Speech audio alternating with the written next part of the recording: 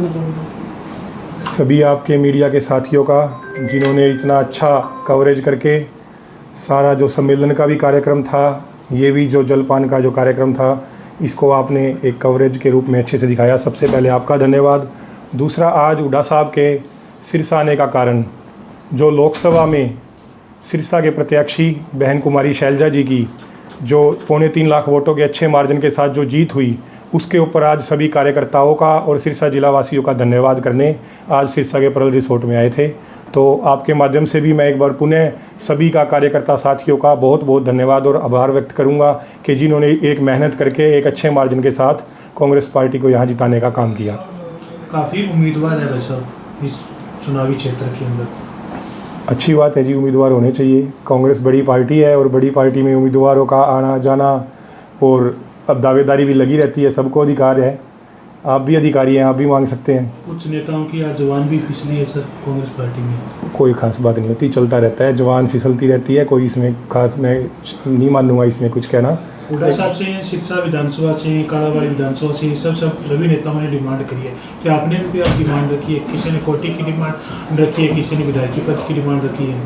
हमारी डिमांड सिर्फ जनता की सेवा की है और उसी के सोच के साथ हम लगे हुए हैं। बाकी पार्टी ने कभी मेरे दादाजी स्वर्गीय पंडित होशियारी लाल शर्मा के मान सम्मान में कमी नहीं आने दी, और वही जो हुड्डा साहब का आशीर्वाद है, चाहे दीपेंद्र जी है, उदय भान जी है, शैलजा जी है, सभी बड़ी एक इज्जत मान सम्मान और एक ताकत भी देते हैं ताकि जनता की सेवा करते रहें। तो हमें कोई चीज़ की लालसा नहीं है। बाकी पार्टी की जो इच्छा होगी, हाँ ये ज़रूर कहूँगा कि हकदार भी हैं और वफादार भी है, और पार्टी से उम्मीद और पूरा विश्वास भी है कि जिस प्रकार बाबूजी को 2019 में आशीर्वाद मिला था, आगे हमें भी मिलेगा। जैसे कि मोहित जी, शैलजा व हुड्डा गुट की गुटबाजी दिख रही है, इसके बारे में क्या कहना चाहिए? नहीं, कोई गुटबाजी नहीं है। मैंने आपको बताया कि ये कार्यक्रम ही शैलजा जी जो इतने भारी मार्जिन के साथ जीते हैं, उसके लिए कार्यकर्ताओं का धन्यवाद करने का रखा गया था। शैलजा जी ने भी आना था, लेकिन कोई कारणवश उनके बाहर के, क्योंकि उत्तराखंड में भी वो इंचार्ज है तो कार्यक्रम बाहर चलते रहते हैं, जिस वजह से वो नहीं पहुंच पाए। बाकी गुटबाजी नहीं है, सभी नेता अपने अपने लेवल पे पार्टी मजबूत करने का काम कर रहे हैं।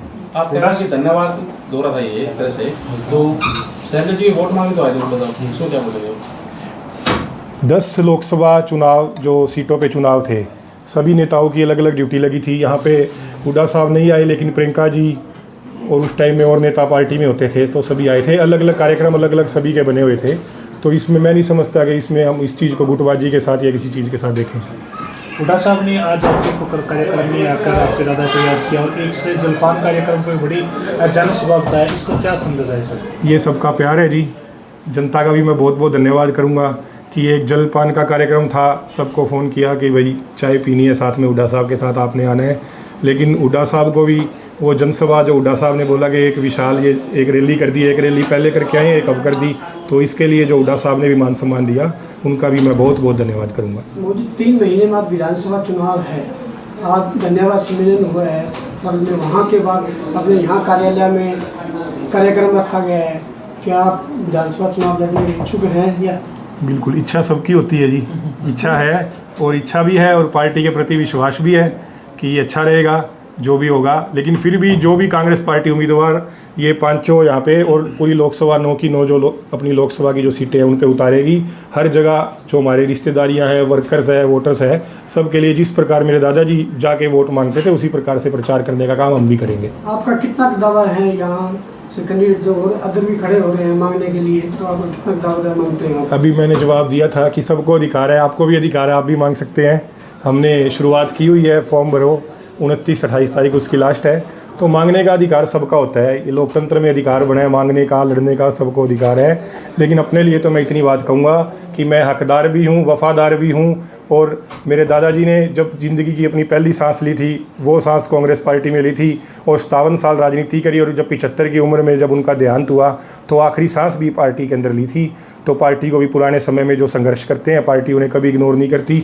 मेरे कोई परिवार में कोई बड़ी राजनीतिक नहीं था, दादाजी ने भी सेवा भाव की लोगों के बीच जाते आते थे, उसी प्रकार से उनके ही जो दिखाए रास्ते पे मैं चल रहा हूँ। लोग प्यार मान सम्मान दे रहे हैं। बाकी जो पार्टी का फैसला है, हमें कोई किसी चीज़ की टिकट की या कोई चीज़ की लालसा नहीं है। जो लंबी रेस के घोड़े होते हैं वो इन चीज़ों की परवाह नहीं करते। आपके दादाजी अंतिम समय तक कांग्रेस से जुड़े रहे हैं, तो आप भी आगे अगर आपको टिकट मिलती है नहीं मिलती तो आगे क्या कदम रहेगा? 57 साल दादाजी ने दिए, और मैं भी ये कहूँगा कि उम्र का देखो कोई बता नहीं सकते क्योंकि आजकल ये अलग अलग तरीके की बीमारियां भी आ गई है और कुछ शरीर का पता नहीं लगता, लेकिन जब तक जिएंगे कांग्रेस पार्टी का झंडा बुलंद करके चलेंगे।